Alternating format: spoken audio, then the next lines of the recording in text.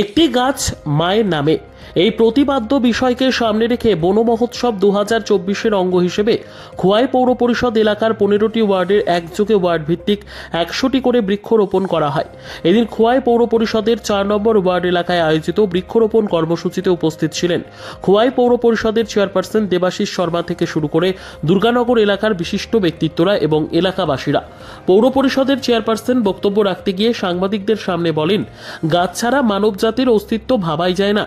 বিশ্ব উষ্ণায়নের হাত থেকে বাঁচতে গাছ লাগানো আবশ্যক।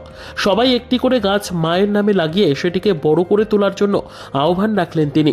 এদিন সকাল 11টা থেকে 11:05 পর্যন্ত এই বৃক্ষরোপণ কর্মসূচি পৌর পরিষদের পরবর্তী ওয়ার্ডে আয়োজিত হয়।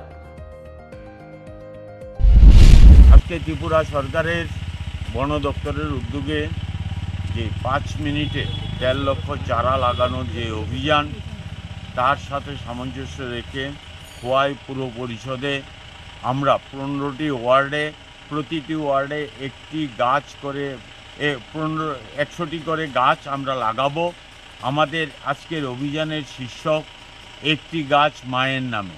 আমাদের দেশের যশস্বী প্রধানমন্ত্রী গত মন কি বাত অনুষ্ঠানে দেশবাসীকে আহ্বান করেছেন এক পেড় মাকে নাম।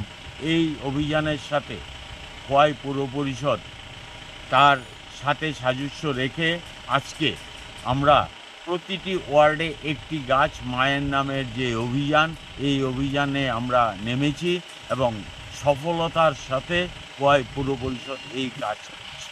আমরা জানি যে একটি গাছ একটি প্রাণ। গাছ ছাড়া মানুষ বাঁচতে পারে না।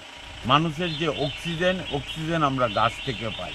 এবং পৃথিবী যে উষ্ণায়ন হচ্ছে, উষ্ণায়ন থেকে বাঁচার জন্য প্রতিটি ঘরে ঘরে যাতে গাছ লাগায়, আমরা এই আহ্বান করছি। আমরা পুরবাসীর কাছে আহ্বান করছি, আসুন সবাই মিলে আমরা মায়ের নামে করে একটি গাছ লাগিয়ে তার যত্ন করে বড় করে একটা আমরা সুন্দর গাছ সুন্দর।